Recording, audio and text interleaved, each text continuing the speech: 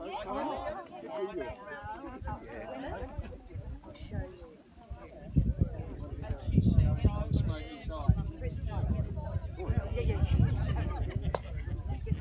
is that what? Yes, we're all getting smoke. We're getting some smoke and fire.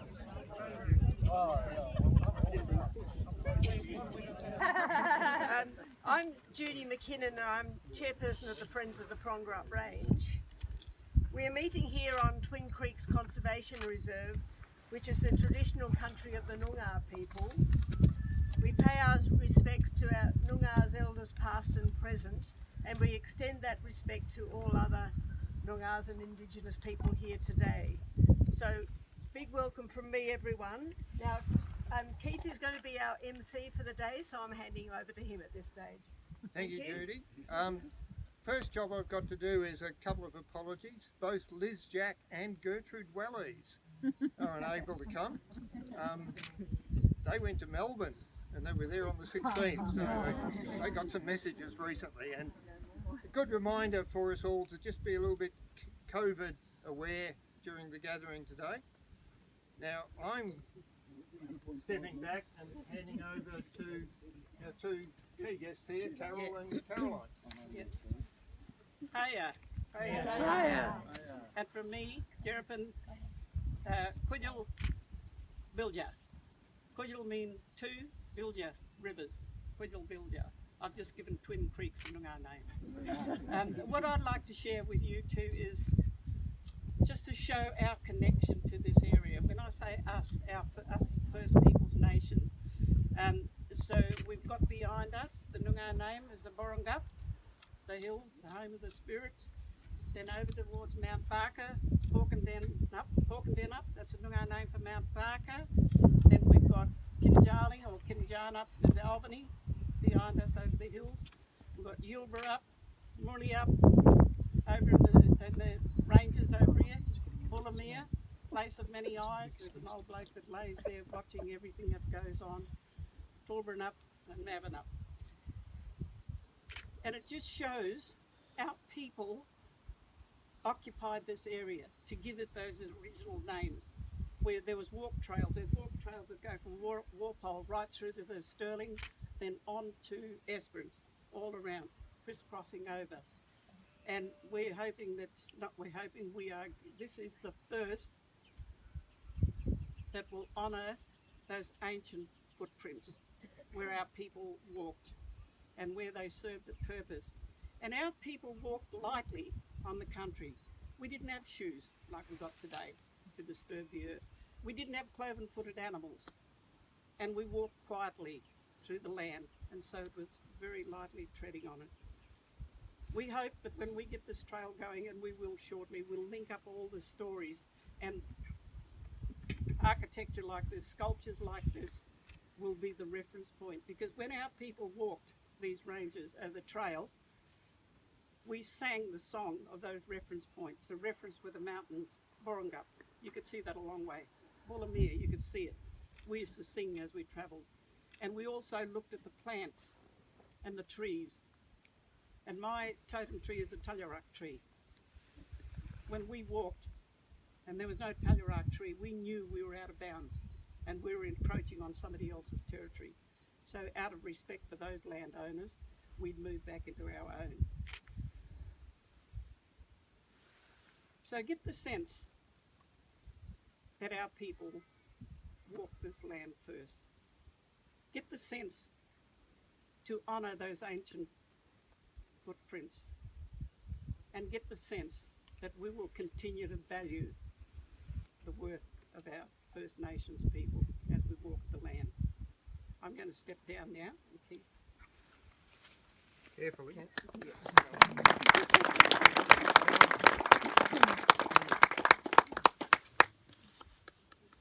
Hello, my name's Caroline Narkle. I'm a custodian of the land from Mount Barker. I'd like to welcome everybody coming here. As you all know, that, none of you know, but my mum was Bella Kelly, the artist from Mount Barker, a well-known name. And I've done one of these pieces to put on the sculpture. And I'd like to say thank you to the other artists that put their pieces in too. It's a very wonderful thing that we've done that'll be here for the rest of our lives until things happen. But I'd just like to let you know that you're all welcome to have a look at the sculpture, and it's very pleasing for what we've done. And thank Carol Peterson for having the opportunity of picking me, and the rest of the people that done this. It's a very lovely piece of artwork, and I'd like to let you go home with a happy feeling that there's something put out here to show people for the rest of their lives. So thank you very much.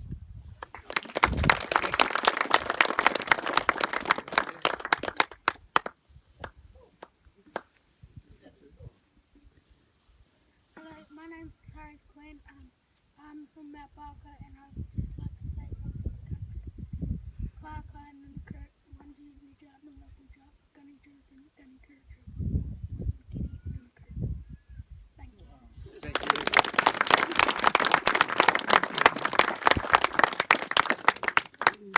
Okay, now it's not going to be too formal out here, that'll come as a surprise. I think it said here to welcome the VIPs, and there's about 50 of you. Welcome. I think the program, I hope you know, we're going to have just a couple of quick talks here, and then rapid, safe movement of vehicles down to the shed where there is tea, coffee and lots of food, and then we'll have a panel discussion about the deeper story of this particular work and what it can represent and where it fits. And we've got Stephen Hopper, Peter Luscombe, Ben Beaton the artist, who you'll hear from, the one of many artists, but the one who just keeps saying we're going to do it, we're going to do it, we're going to get it, and Carol and myself. Before I introduce Ben, I just want to say a few quick words, I guess from me with my Gondwana Link hat on, as to why are we doing this? Fundamentally, I mean, when Ben turned up 2 or 3 years ago and did a residency at the Vancouver Arts Centre, we started talking about evolution and deep time and how this place is a hotbed of evolution. Some people, regardless of the lack of ocean, do compare it to places like the Galapagos Island. And from that conversation, I was hooked. Our role in Gondwana Link is to try and encourage and support larger scale change in this landscape that respects what it really is, which is an important part of the Noongar world and a repository of, you know, one of the oldest continuous cultures on Earth. And it's also the place of one of the oldest continuous ecosystems on Earth. You go to North America or Europe, 12, 15,000 years since it was last wiped clean. Here, the southwest of Australia, 250 million years. Always makes me nervous to tell this story with Steve watching. I'm getting there, Steve. And I think it's vitally important for us as citizens of this place to understand all our own little bits, but also to grasp the grand narrative of where we live. And we're going to be putting a certain amount of effort into helping raise the profile of that grand story of this place. The rising of the Baronga up behind us, of Koikenua up there, these plains, these rivers, these lakes, and the incredible biodiversity we're amongst.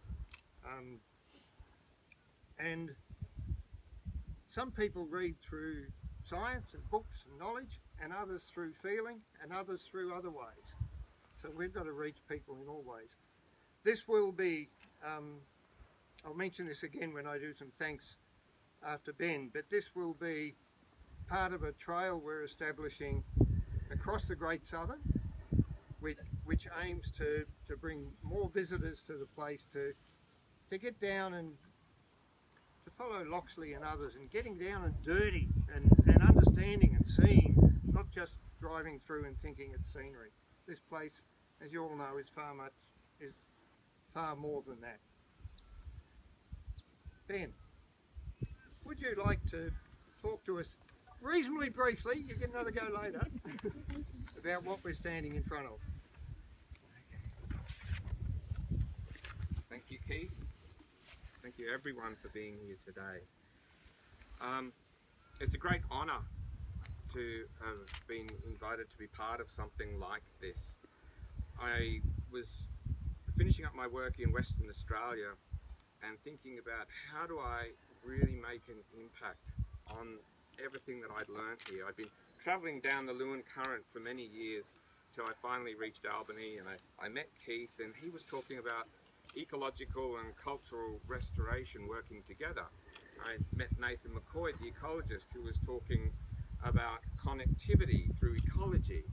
I met Arnie Carroll, who showed me the song lines, the map by Noel Nanop of the song lines of the Southwest. And I'd never seen anything like that before. And I asked her, like, what did she want to get out of this? And she said, well, we want to find some way so the song lines won't be forgotten. How could we do that? And nobody had ever asked me anything like that before. So I was thinking about all of these things when I met Steve Hopper. He told me about the Ockbills and the Yodfells, these old climatically buffered landscapes, and these young, often disturbed fertile landscapes. And I was left reeling with this idea of 250 million years of plant evolution here. Then I went out to the Stirlings with Sarah Barrett, and I was introduced to Banksia montana, of which there was less than 30 individuals left. I didn't hear about it on the news, no one was talking about it. This is just another one of those species that's going extinct. And so with all of that, I finished up my residency at Albany and I headed through the wheat belt to Wave Rock.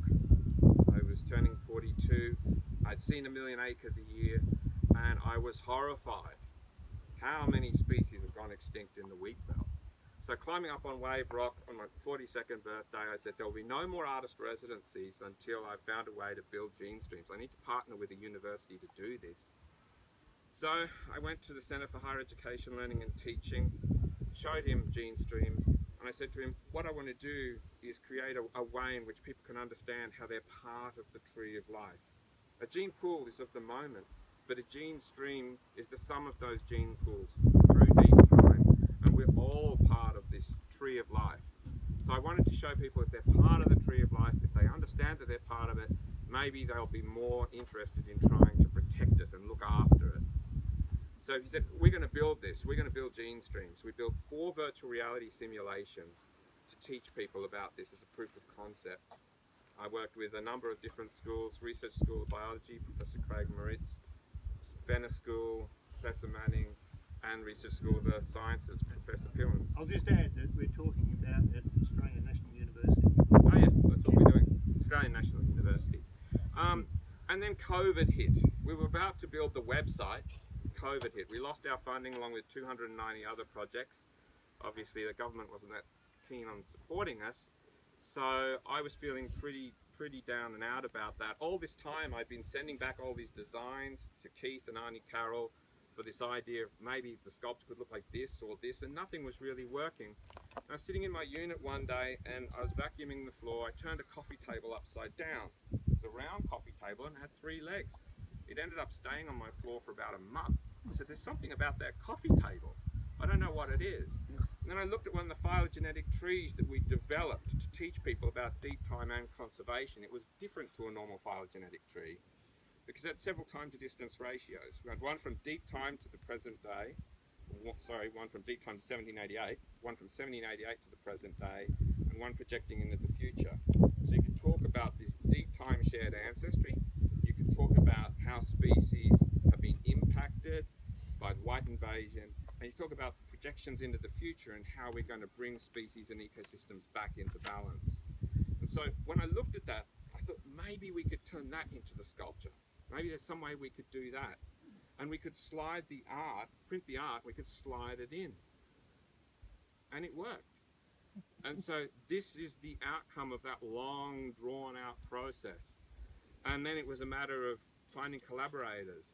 I saw Mark Hewson's sculptures around town and I was amazed when I came back in. So Mark, thank you very much. And Baker's Junction Engineering, Patrick. Thank you so much.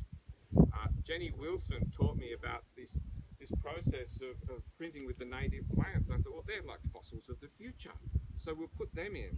So Jenny has done a lot of these fossil prints you can see.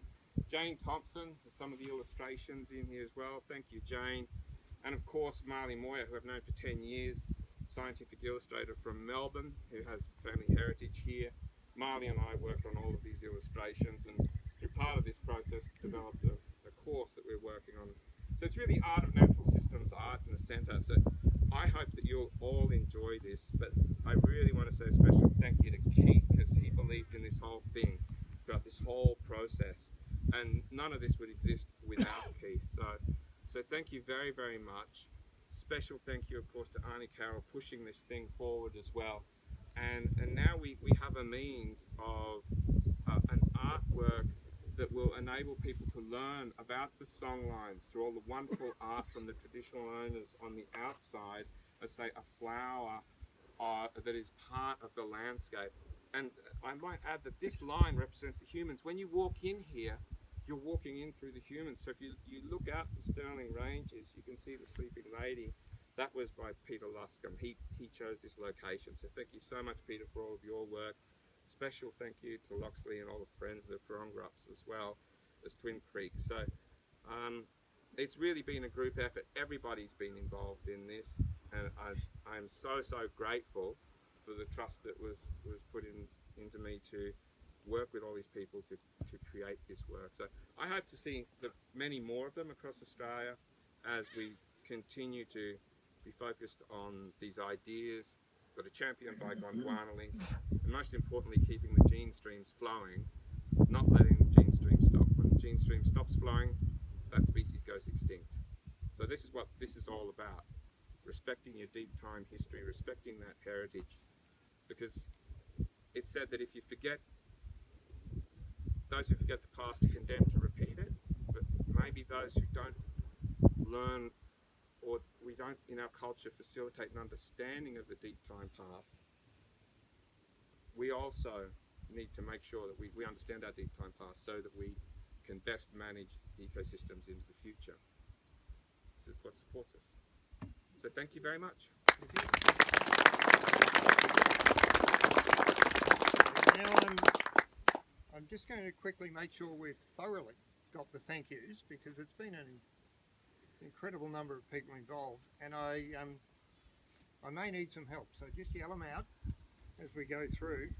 And we particularly need to thank the artist, of course, and then after that I'm going to ask someone from the Friends of Purongrups to respond and tell us a bit about the next steps in this part of Twin Creeks. And that's something we didn't line up beforehand, so you're thinking about it, right? Good. So Ben's told a lot of the story. I didn't give you that bit. Oh well. But it has been a long journey, 3 years? Since 2017. Yeah. And we're not allowed to talk about it too much, but I have seen snippets of the virtual reality work Ben's been doing elsewhere at ANU, and for us to be part of that and a leading part of that starts to put this part of the world on the Australian world science map, where it truly belongs to have a much stronger role than it does. And one other thing in terms of all the organising that's gone on since then, the funding for this came from the Great Southern Development Commission's Regional Economic Development Fund as part of the Heartland Journeys digital trail that we're building, that Margaret here and Nick Hodson, who can't be with us, is finishing off now. We hope to launch in a month or so. And in terms of this component, you know, in the job I seem to increasingly do, you look at a computer screen a lot of the life, and there's these funny little animals called KPIs and things like that. And you know, the fundamental question with projects is it on time and is it under budget? And rarely do I get to enjoy saying no as much as I have for this one. It's not on time, it's certainly not under budget, but it is bloody brilliant. So I reckon that's our excuse. So Ben for the concept and drive,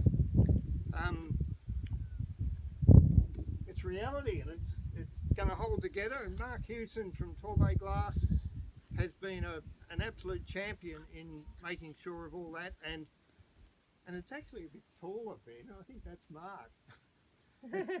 This design even changed last Thursday. A number of local companies along the way, the materials of transport, the galvanising. We particularly want to thank, and he's not here today, Patrick Boshin from Vegas Junction Engineering. What a great workshop that is. I enjoyed that bit of it. Terry from Albany Printers. The metal printing was done this last week by Albany Signs. Albany Signs. Craig. Excellent.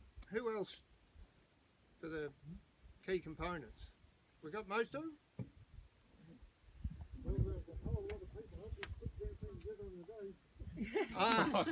Millions. We're just going to ignore the locals. It's an Australian tradition. As Ben has mentioned, the involvement of Arnie Carroll goes back to his first visit and steadily widening the range of Noongar people involved and believing in the concept. In terms of the, look, it's got to move to a new page for the artists. Hey, hard luck prison. We're about to get there, Carol. Trust me. The artists. I'll be back.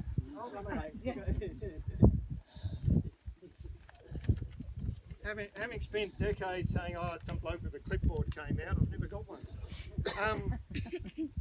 First panel on the outside, Brian O'Brien. Sorry, I got that wrong. Brad O'Brien, where are you? You're here. There he is, up the back. Anyone who is here, put their hand up. And if we go around that way, Carol, Robert Swift, Carol, Caroline Narkle,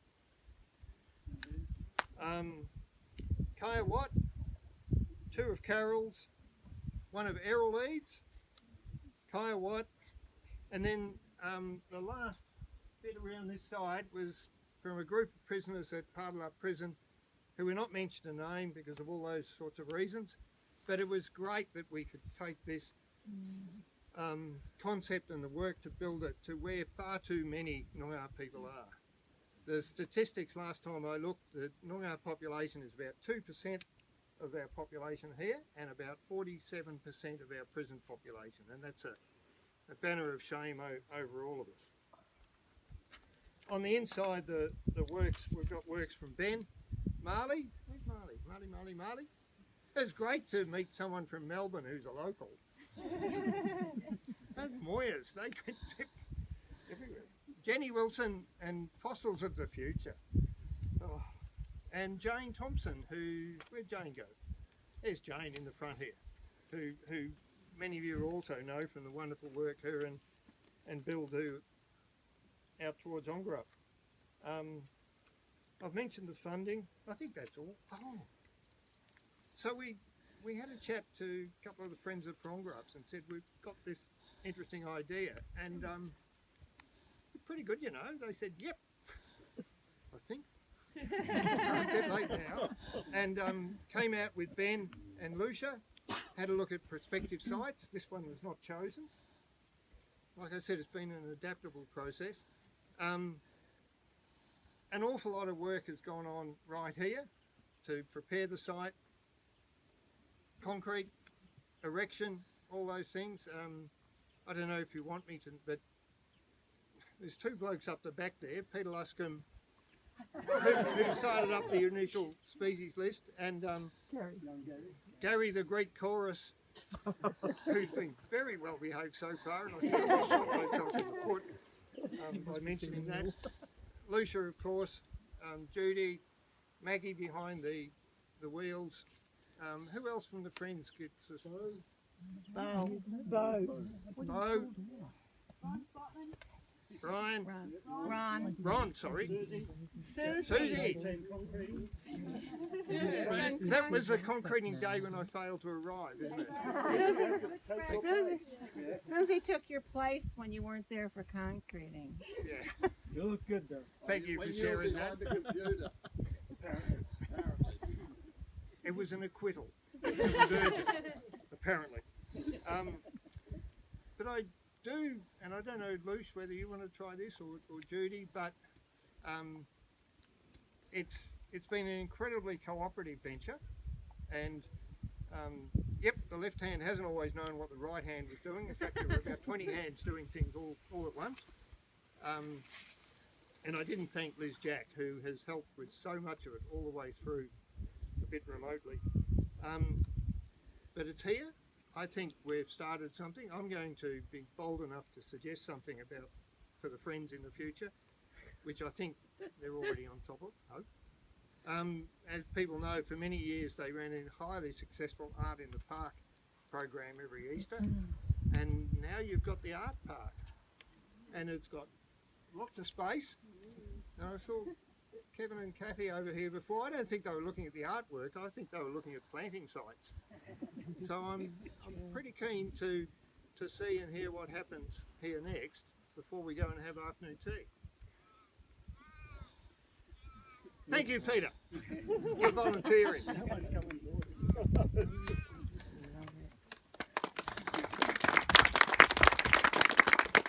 got a new appreciation of this upside down coffee table now. You thought it was a dry Android, didn't you? They don't exist. Taxonomic joke. Just let it hang. Yeah, well, as part of the Twin Creeks crew, whenever a bevy of emails came through, our exclamation was, "This is getting bigger than Ben Hur." But we hung in there, and I think, you know, in the end, I think it all sort of fell into place. Everyone seems to be smiling and like to look at it, and I haven't really had a good chance of talking about it, but I think it'll do the job. It'll draw people in. We actually chose this site about 5 years ago, just looking at it for the purpose of allowing people to come on the Twin Creeks without going into the deep bowels of the reserve. Very handy site on the road, and the best view you'll get of the Sleeping Lady. It's just an obvious site here. Rough Knoll, clear day, the Sleeping Lady. We had initially thought of having information bay and a little bit of interesting stuff here. We hadn't really thought too much about it, but we could see the potential that it would be a great spot for passing tourism. I think now this will be a magnet, I guess, and if we can get information across the general public to learn a little bit more about the area, it's an extremely interesting area to get to know it. I've been here for since '84. I've been living out here in that ridge in the north there. That's all part of our property, and having been there for that amount of time, I've got to understand a heck of a lot about the way the country works, and we've got really involved. We had a group called Rangers Link, and we started seeing if we can link up all the bush areas with regeneration works. Because my background, as most people know, native seeds and putting seed mixes together to match up with the country, the soil types, and what have you. And we're looking to get genetic interaction between the two ranges, a little bit at a time. And if we can get some of this message across to the passing traffic, because the people are very interested. There's no one there to tell them what's going on. But once you've got a bit of an idea of what's going on, the country becomes even more interesting. And I think in the next few years we'll probably have some picnic areas and information bay with all sorts of data about the natural history here.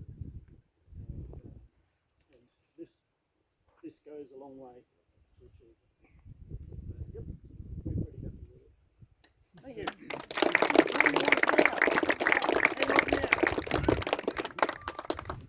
Good. So, how do we do this in an orderly way without any major crashes? If people want to go out to the road, turn left, what is it, 300 or 400 metres down to the main Twin Creeks Gateway, and then straight through. Don't worry about the parking thing. Just go straight through to the shed, and we'll be through. Park up by the white four-wheel drive. Park up by the white four-wheel drive. side. Which one? The first one. You don't run over it. Right. Thank you. We'll move on to the next phase of the afternoon.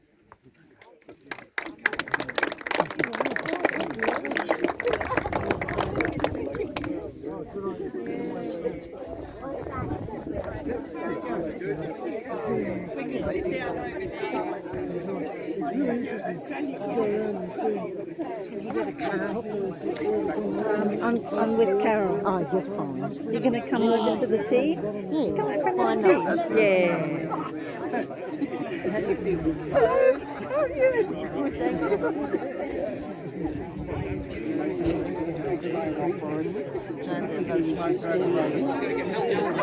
you.